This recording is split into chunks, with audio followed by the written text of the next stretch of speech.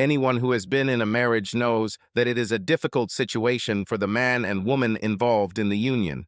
It all begins with the participants vowing to love each other until death, in sickness and in health, rejecting all others. These are powerful words and concepts that I don't think most people getting married fully understand, especially with all the surprises life throws at us. I certainly didn't fully understand them when I got married at the indecently young age of 18. I'm Amy Walton, née Allison. I always considered myself a pretty and quite smart girl, but nothing special. My self-image may have been distorted by the deplorable conditions of the home where I grew up, complicated by my parents' divorce. I always felt like it was my fault and my parents weren't insightful enough or simply didn't care enough to convince me otherwise. My brother grew up completely spoiled, and the fact that my mother began allowing overnight guests into the house after my father left only made the situation worse.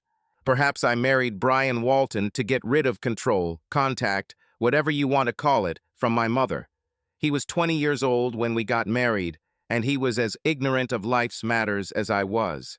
We had a small, very small wedding, and we moved into a small apartment. I didn't have much sexual experience when I married Brian. I expected marital sex to be much better than it turned out to be, and perhaps with a more caring and responsive partner it would have been. Sometimes it wasn't bad, other times it was just Brian satisfying his needs.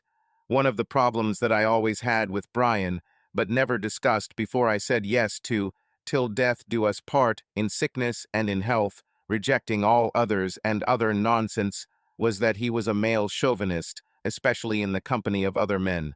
This did not mean that he was impolite to me or other women. On the contrary, he was. He just had strong, unrealistic, outdated ideas about women. Married life wasn't entirely bad, it just wasn't exciting or intellectually stimulating. Brian is a decent, gentle man, and even when we first got married, he was an excellent machine operator, which allowed him to earn decent money. I worked as a waitress for a while, and it was a job that I hated because I was constantly harassed. It seemed to me that many men found me much more attractive than I thought myself. I've never understood why if guys buy food and drinks at a restaurant, they think that gives them the right to hit on the waitress. I didn't play the game, so my tips were never great. 3 years after our wedding, our first child was born, a boy whom we named Tom. Brian insisted that I quit my job. I could take this in two ways: as a manifestation of his chauvinism or a real concern for the upbringing of our children. Since I hated being a waitress, I didn't care what exactly was the reason I quit. We had the usual ups and downs in our marriage, but it was all down when it came to caring for a child. I doubt Brian changed more than 5 diapers the entire time Tom needed them. After a miscarriage 2 years after Tom was born, I was deeply depressed. Brian didn't know how to deal with this. Finally, I went to a psychologist, and she helped me get back on my feet in spite of Brian, not because of him. Luckily, 18 months after the miscarriage, we gave birth to twin girls, whom we named Jamie and Brittany.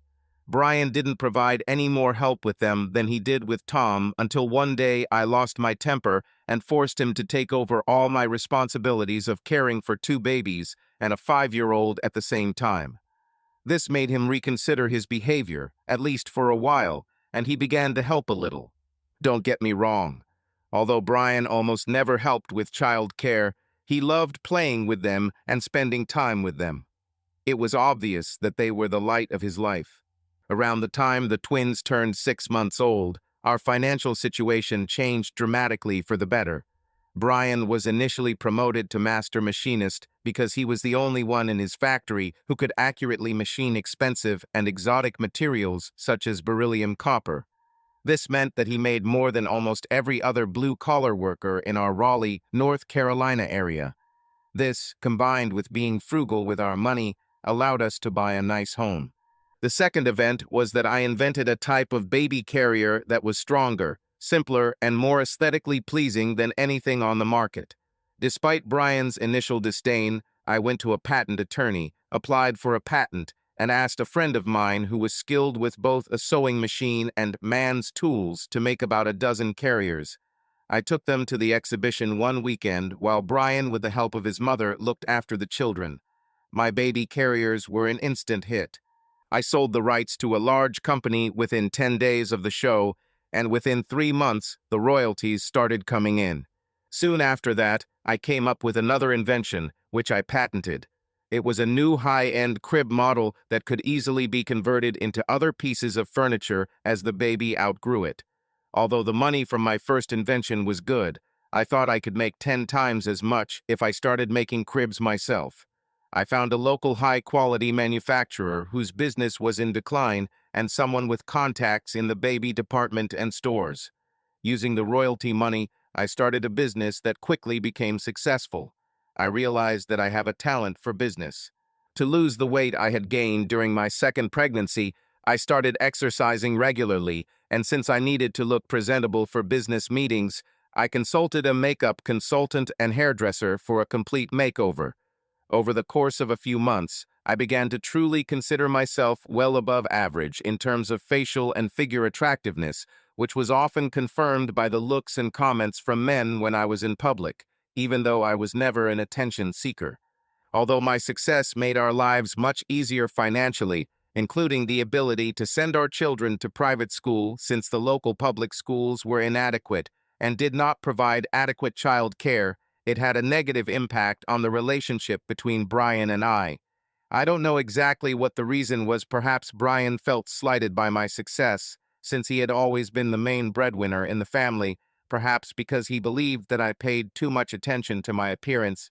I don't know what, but he began to create illusions that I had one or more affairs on the side. Total illusions, that's what it was. I have never cheated in my marriage, and I don't know where his accusations came from. It seemed that every time I had a business meeting with a man, whether in the city or the several times I met with business associates out of town, I was met with increasingly angry and fantastical accusations.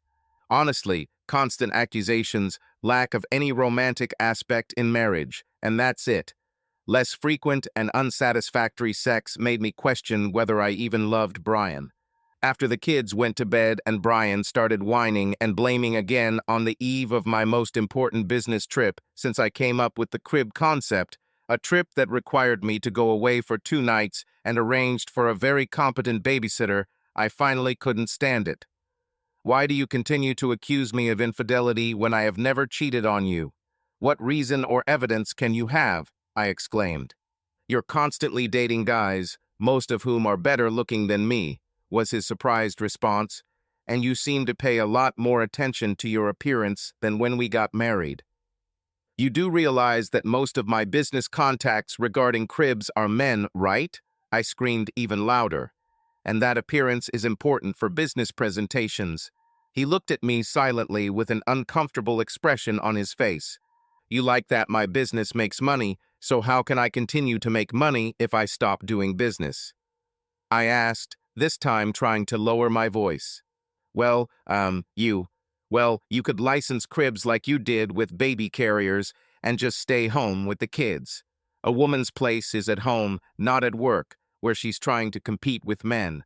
The only reason why, who are you doing this to, it seems to me, is to play tricks with them, he answered with a defiant tone and arms crossed over his chest. Fucking idiot, I spat. Either you're stuck in the 19th century or you're the most insecure person on earth. We make 10 times more money because I run the crib business than if I licensed them. He had nothing to say to this, just an arrogant look. Anyway, I'm not going to put up with your bullshit anymore.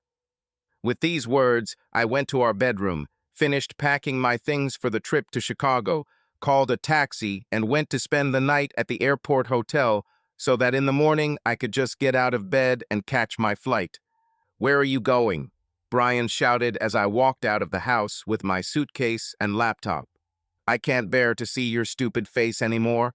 I'll spend the night at the hotel. I'll call the kids tomorrow night at 6 like I planned, and I'll be back Thursday night around 8 like I planned. You can move my things to the guest room while I'm gone. I growled. He seemed to want to say, oh, wait. But the sound of a door slamming cut him off mid-sentence, and I was already in the taxi when he walked out into the street with a stunned expression on his face. My cell phone rang when I was halfway to the hotel. It was Brian. I turned it off. At night, I slept restlessly. I was so angry, disappointed in Brian, and upset about what my life looked like now that I realized there were a few things I needed to resolve before I could go home. How exactly I was going to do this with such a busy schedule of meetings with the supplier, the testing laboratory, a large existing client, and an even larger potential customer, I did not know. I finally got some sleep, but the 6:30 a.m. alarm woke me up physically tired and emotionally drained. My adrenaline kicked in during the flight, and by the time I got to my first meeting, I was pretty much up and running. The next 2 days were a whirlwind of business activity, including long dinners after the day's meetings or travel from one meeting place to another. The first night in Chicago, I called my kids before dinner. They were happy to talk to me, and I spent over half an hour on the phone listening to them about their days and upcoming events. When Brian answered the phone, he was abrupt. "Why didn't you answer my call or call me back?" he asked sharply. "Because I said everything I wanted, and nothing else would convince you of the absurdity of your ideas. If you don't want to apologize to me and renounce your accusations, I have nothing to tell you. I need to think about our future," she replied. Despite the severity of my words, I tried to soften my tone. "You're cheating on me, right?" he started, but I hung up. I didn't sleep much that night, thinking not only about what I should do with Brian, but also about the things that lay ahead. The second night in Chicago, I called the kids again and talked to them for half an hour. Brian didn't answer the phone, which suited me just fine. Moreover, I'm not sure that he was even at home, since the nanny answered the phone. After a business dinner that evening, I was completely exhausted, but not the least bit relaxed. I felt like I needed to warm up in the hotel jacuzzi. I wore a tiny two-piece swimsuit that I bought for myself as a gift when I got my body in order after having twins. I also put on my hotel robe and slippers and went downstairs. It was late enough that there was only one person in the pool and jacuzzi area, a man about my age. "I hope I won't disturb you if I exercise a little," I told him as I walked over to the jacuzzi. He looked at me with a sad expression on his face, smiled through his strength, and said, "No problem, please." I saw his eyes widen as I took off my robe and stepped into the water opposite him. "I hope I don't offend you," he said as I was neck-deep in water, "but you look as depressed as I do." I was a little surprised by this statement from a stranger. I was sure I looked depressed, so I replied, "I'm not offended at all. I'm embarrassed that my emotions are so obvious, and of course I can't know how you feel, but I can't help but agree with your assessment of my state." "Sorry," he replied with a guilty look. "I really shouldn't have said that." "Please don't apologize. I just feel sorry for you if you really feel the way I do." He smiled again through force. "I don't think you want to talk about it." He looked at me with confusion, but I continued to insist. "My name is Amy, by the way." "Are you a priest, Amy?" he laughed. I shook my head no and smiled. He leaned forward and extended his hand. "I'm Rob, Amy," he said. As we shook hands, he continued, "I haven't always been a lost soul. It's only recently." "Hey, maybe your situation is worse than mine, and I'll feel better by comparison," I joked, hoping to bring some lightness to the sinister conversation. "Well, let me ask you something first before I bare my soul to you. Where are you from, and how often do you come to Chicago?" "I'm from Raleigh, North Carolina. I've never been to Chicago before, and I don't think I'll be back again, at least not in the near future. What about you?" "I'm from Dallas, and this is also my first and probably last visit to Chicago. I guess that means we're unlikely to ever meet again, right, Amy?" "I guess you're right, Rob. Does this make you want to talk about your problems?" Rob and I exchanged a few more words, after which he seemed ready to open up. I looked at him expectantly as he clearly thought about what he wanted to say. Finally, he began to speak, first timidly, and then increasingly accelerating the pace. "I've been married to Melinda for 5 years. We've been talking about having children, which is something we always wanted before we got married.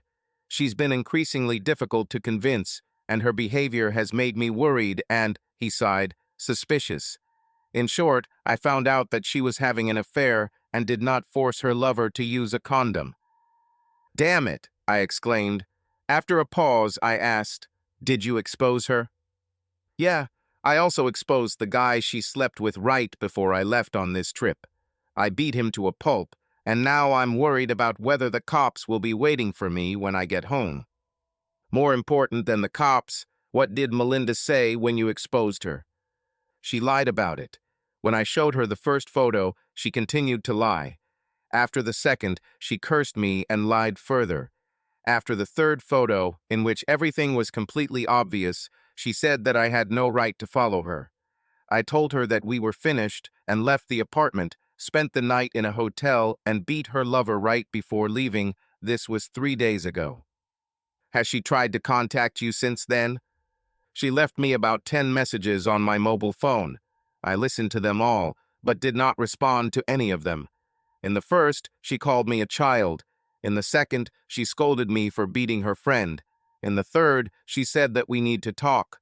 The last 7 messages were increasingly apologetic, including the fact that she left tonight begging for forgiveness, promising that it was all over, unable to explain why she did it, and sobbing hysterically," Rob responded.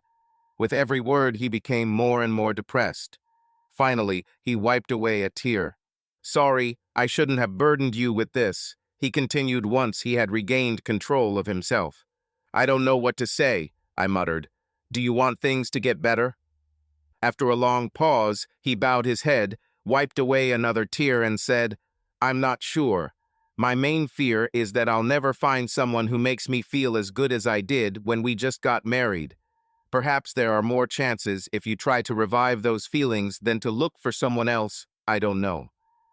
After another long pause, Rob seemed to perk up and asked, "What about you? Is your husband cheating on you?"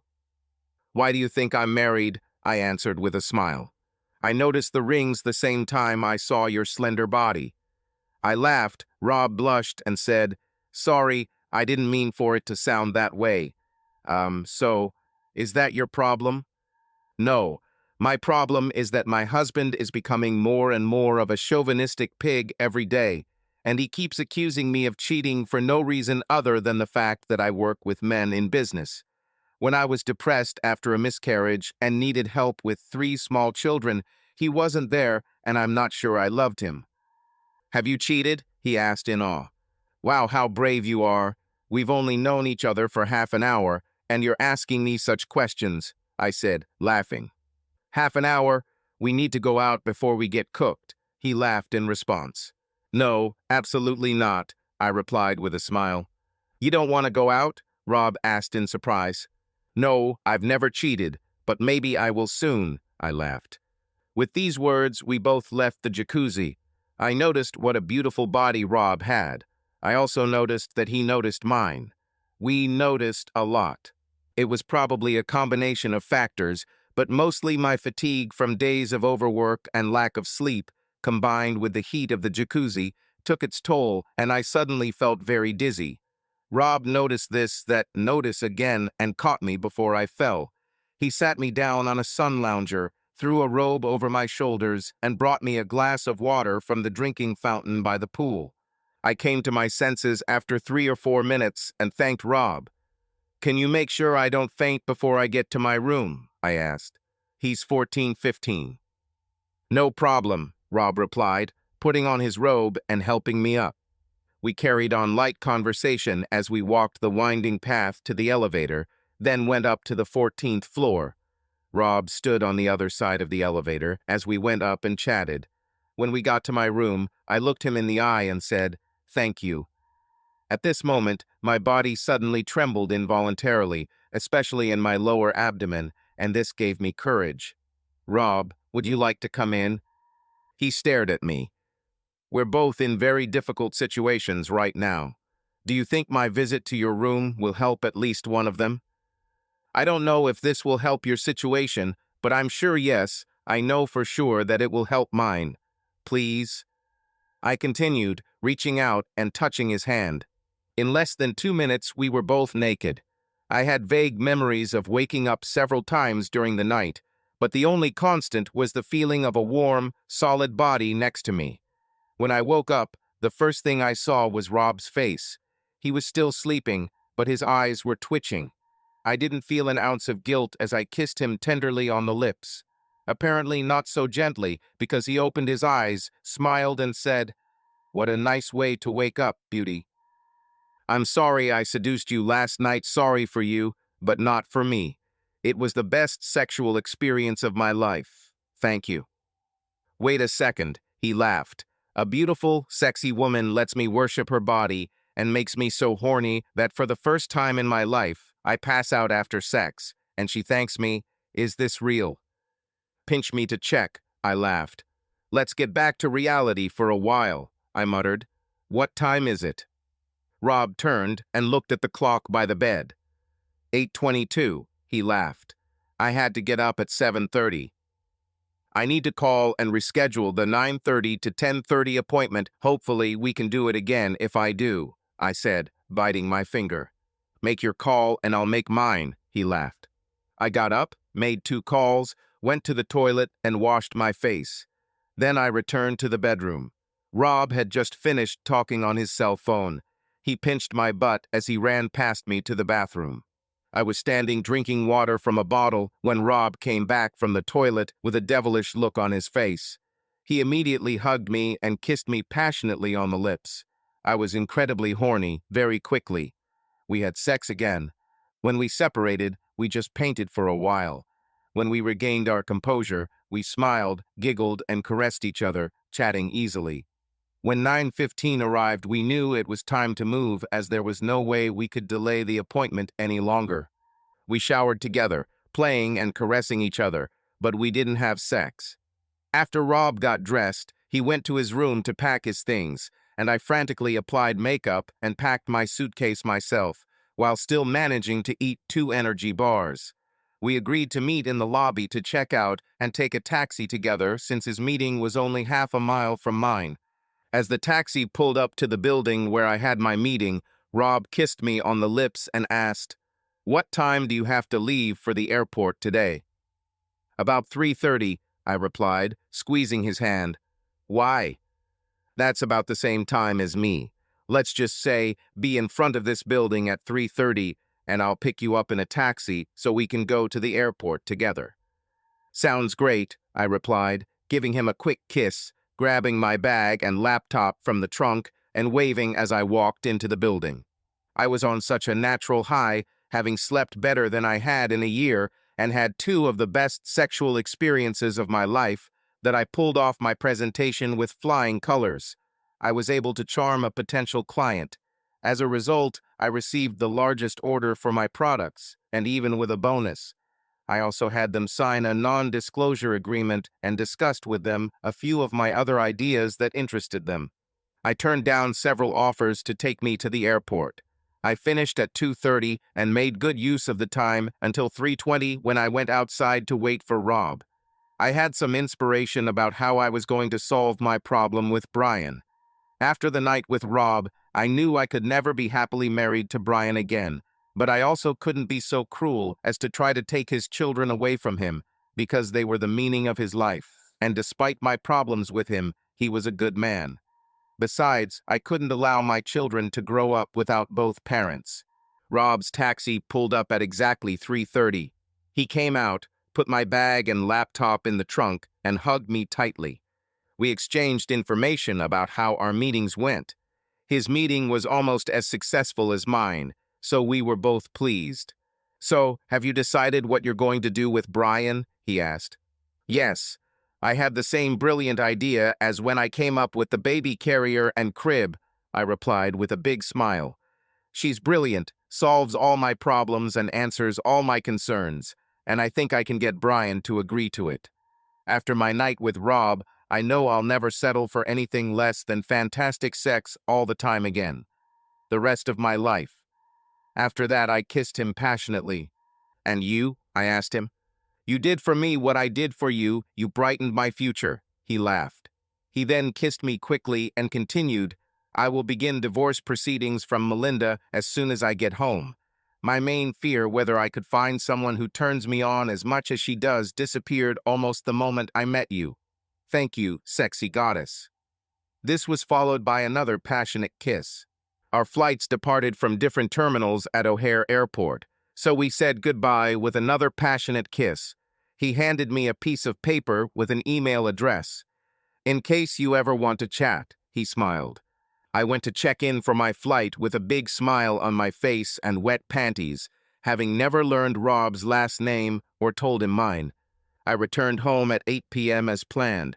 I was greeted with delight by the children, but Brian's greeting was rather cold. I talked and played with the kids before they went to bed, then read Jamie and Brittany a bedtime story. Tom thought he was too old for that. When I went downstairs about to tell Brian, "We need to talk," he beat me to it. "We need to talk, Amy," he said calmly.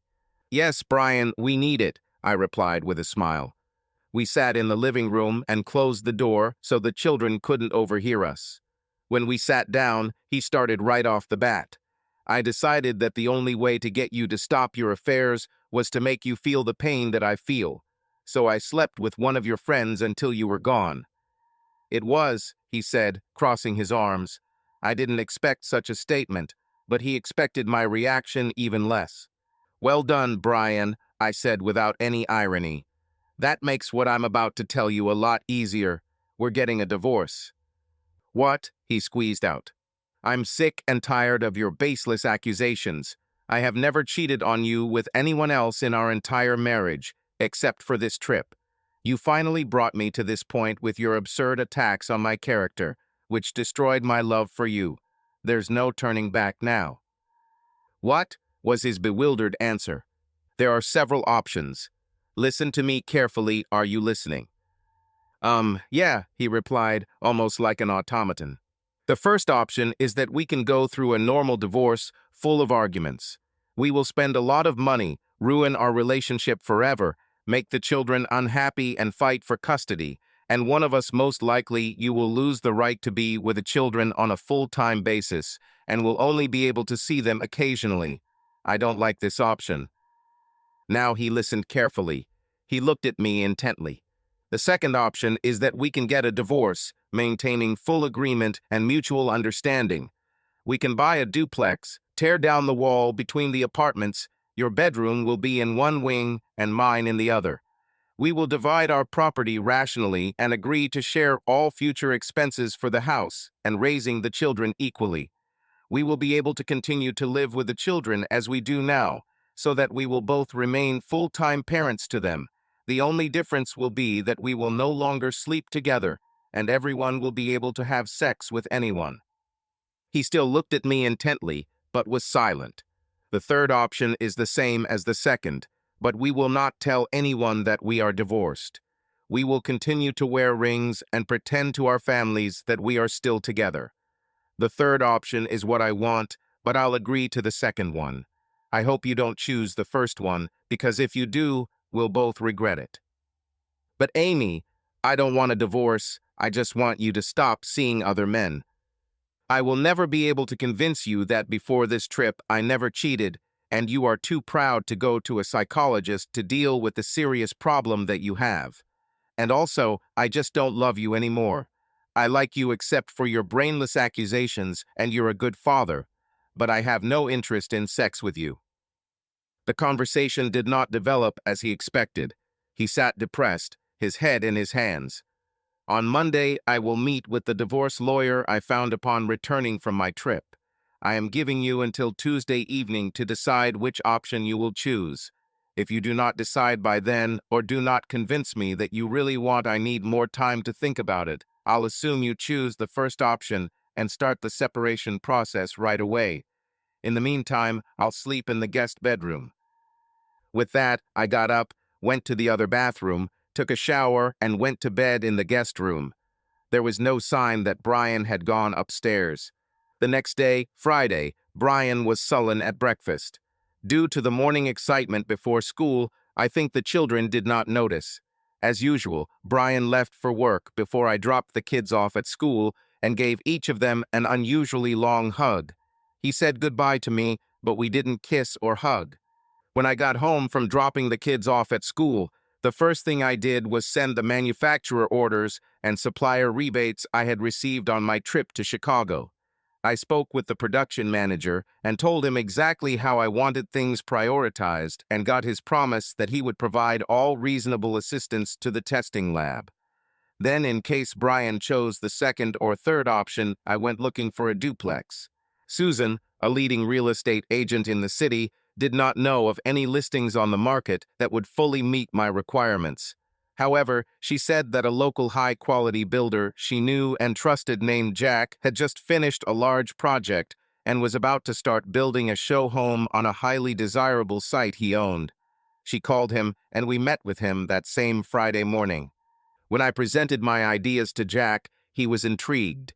He showed me the plans for a show home he was going to build. Both Susan, Jack, and I, plus Jack's construction manager, thought we could revise his plans to suit my needs with relative ease. I planned to build a solar home, using passive solar heating, a solar water heater, and photovoltaic panels. I hope to provide 80% of the home's energy needs from solar energy, Jack said. It suits me, I smiled. I wrote him a check for $1,000 to rework the plans, and he promised they would be ready by next Friday. Brian and I spent Friday night and the entire weekend taking care of the kids. After the kids went to bed, we didn't talk much until Sunday evening, but we remained nice to each other. On Sunday evening, Brian wanted to discuss our situation. "Amy, is there any way we can do without a divorce?" He began the conversation weakly. "Why do you need this, Brian? You don't trust me, you're unhappy with me being successful in business, and for a long time you didn't let me know that you really loved me. What exactly do you want to keep?" I still love you, Amy. I can't handle how I feel, even if you think I'm crazy, but I'll really try to believe you and won't try to make you give up your business anymore." He groaned, on the verge of tears. As gently as I could, I said, "I'm sorry, Brian. It's too late. You destroyed my love, and it won't come back, and I'm not going to be chased at 30 years old, and I'm not going to confirm your accusations." The conversation did not develop as he expected. He sat depressed, his head in his hands. "On Monday, I will meet with the divorce lawyer I found upon returning from my trip. I am giving you until Tuesday evening to decide which option you will choose. If you do not decide by then, or do not convince me that you really want I need more time to think about it, I'll assume you choose the first option and start the separation process right away.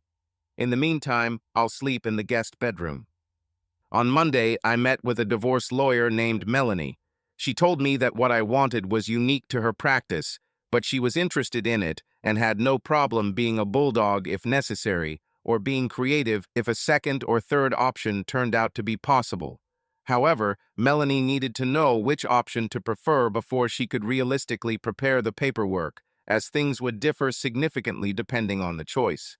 As Brian left for work on Tuesday morning, I told him, "I need your answer about which option you choose by this evening, Brian. Please make it the second or third option." He simply nodded and left. After the kids went to bed Tuesday night, we went into the living room together.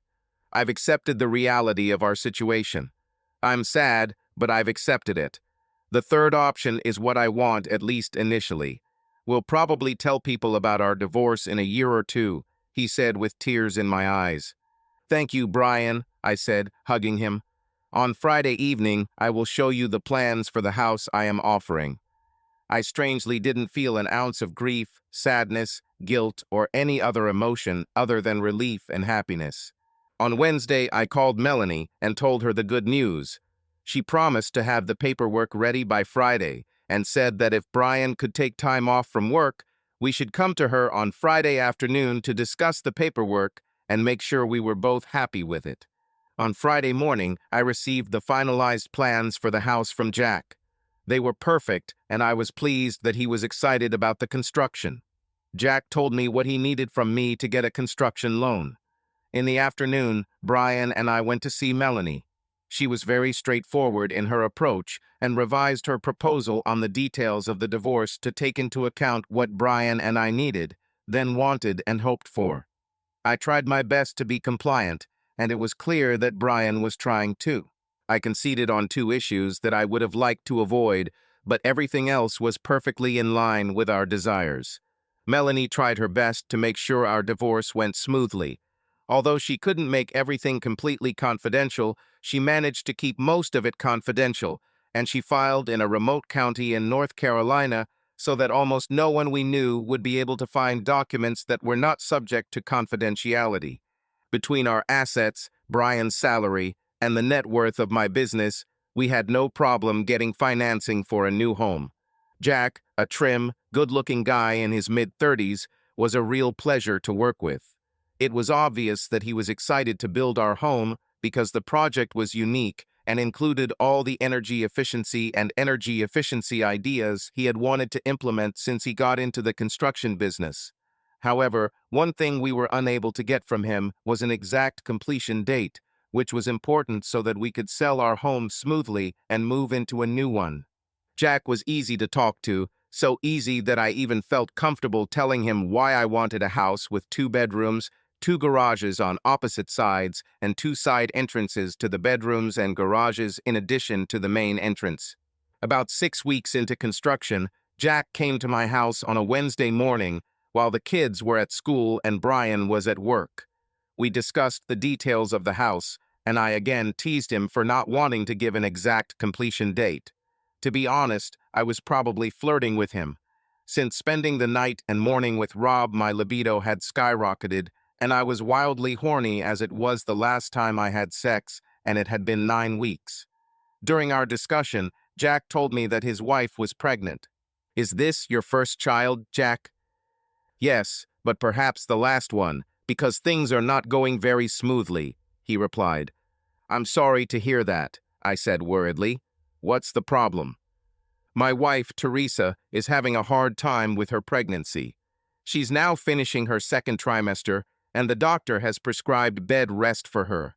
Luckily, her parents live nearby and are retired and happy to help her, so we didn't have to hire anyone. I guess I shouldn't complain, especially to a client," he laughed. "But it's really hard for me to go without adult interaction." "You mean without sex?" I laughed. He blushed. When I continued to laugh, he relaxed and said, "Yes, no sex." I replied, "Yes, tell that to me, soon to be divorced," and we both laughed. As he collected his papers and was about to leave, his face suddenly changed.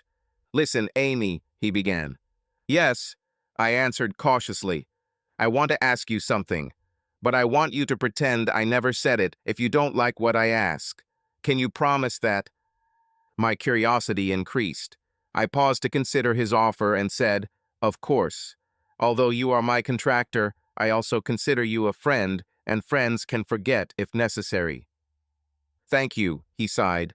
After another pause, he said, "You want a guaranteed completion date, and I want to get through my wife's pregnancy without resorting to sex girls. I know you're a very practical woman, judging by the way you handle your divorce.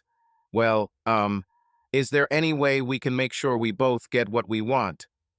In my growing arousal, I certainly fantasized about sex with Jack, but I didn't pursue it seriously because I didn't want to complicate the situation. For a long time, I looked at him sternly, crossing my arms. When he started to blush and said, "Okay, forget it," I interrupted him. "Yes, Jack, I think we can work something out. How about you give me a guaranteed completion date in 4 months, and we'll meet every Wednesday at noon to discuss status." He smiled widely.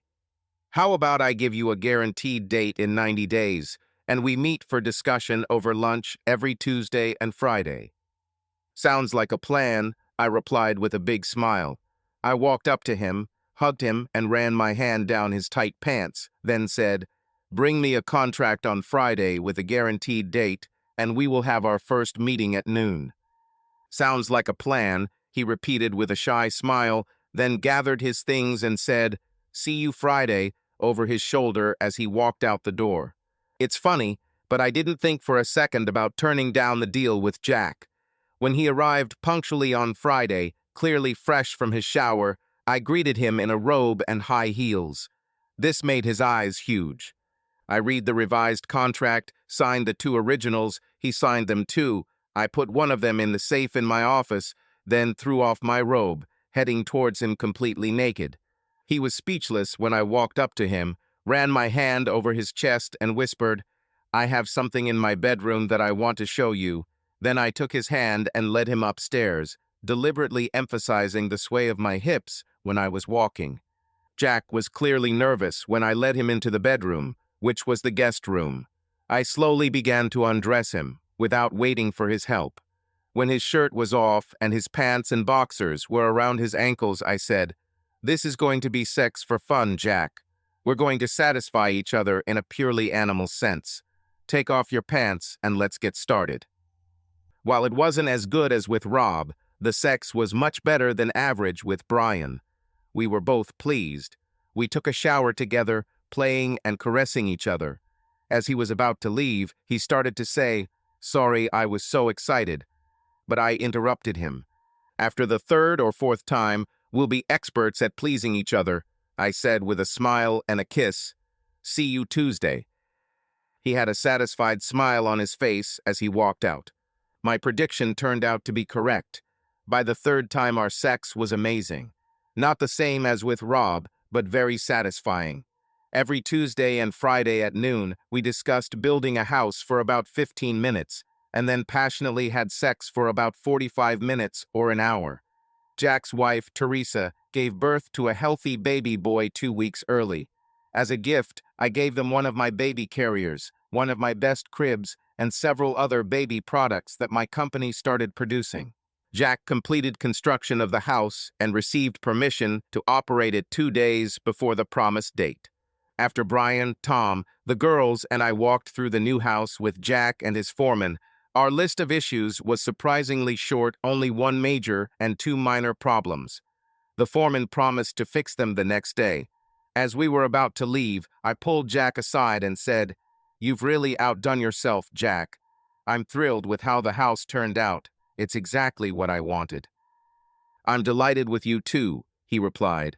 "You know, Amy, I understand that our agreement is completed, but I was wondering if it is possible to get a bonus for a job well done. Teresa is still not in a position to help." I grinned. "You know what? We're moving this weekend, and I'm sure you'll want to stop by every day for the next week at noon to make sure everything is in order. Come through the east entrance. This will be my bedroom." His smile was even wider than mine. The house was perfect. By the time we moved, the divorce was finalized, and as far as I know, no one except Jack, who remained silent, knew about it. The children suspected absolutely nothing and were happy and well adjusted to their new life. Brian and I maintained a civil, even friendly relationship, and we now had separate financial arrangements and obligations. We shared all expenses for the house and children equally, and we also divided everything else. We exchanged gifts on birthdays and holidays, although we did not celebrate anniversaries. After the bonus week with Jack, we parted ways, both happy with what we had done. I knew that Jack wanted to continue our meetings, but I pretended not to notice and gently but firmly made it clear that this was no longer possible. I didn't want to ruin his marriage to Teresa, and now there was no reason for him to come to my house again.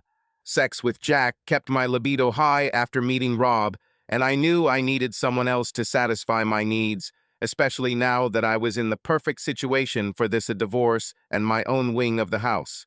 I was somewhat surprised by how many men, married and unmarried, wanted to meet me, despite the fact that the whole world still considered me married.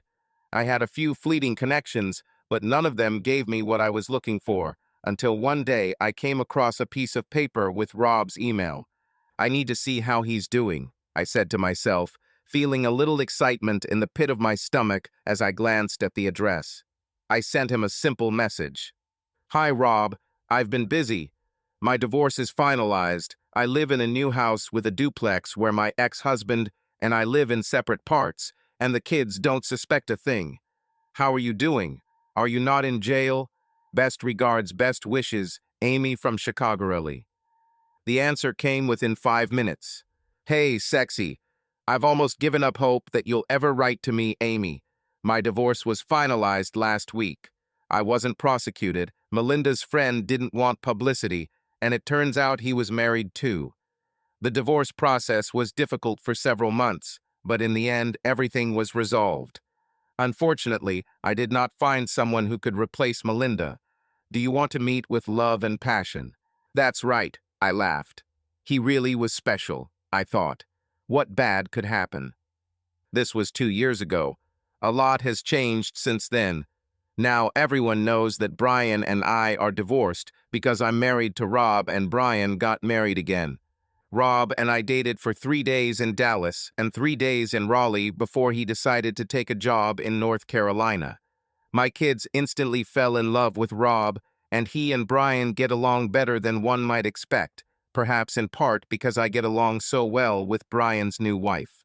Rob found a job in Durham, just 9 miles from my home, that was as good as the one he had in Texas. We spent a month filled with love and sex in my house before we got married, and this has been going on for 18 months. When I said "I do" to Rob at age 31, I knew exactly what every word of my wedding vows meant, and I am confident that I will not only keep them, but treasure them. Brian met Coretta, a woman who had a history of abuse and had a daughter the same age as our twins. She lived in poverty most of her life. Brian convinced her to get a divorce, paid her legal fees, talked a prosecutor into taking her ex-husband's case, and then married her. She loves being a stay-at-home mom, which fits Brian's dream perfectly, and she is an amazing mother. Not only do my kids get along with her daughter, but they have really come to love Coretta. Unbeknownst to the kids or Brian, I pay Coretta for childcare when I need to go away so she can have some money for herself, something she never had. Coretta is almost as happy as Rob is with me that I'm 3 months pregnant with Rob, and she promised to help with the baby as much as she can. Jack is already building an extension on our half of the house for a nursery and playroom, and Brian has even offered to help with financing. Of course, Jack and I don't have a contract with a guaranteed completion date, to his disappointment, because once Rob came along, I didn't want anyone else and didn't even have the slightest interest in it. Rob says the annex should have our mascot a hot tub. Subscribe to our channel so that your love doesn't cheat on you, and go ahead and listen to the next story, because this story is nothing compared to the next one. If you're under 18, don't even think click to the next one.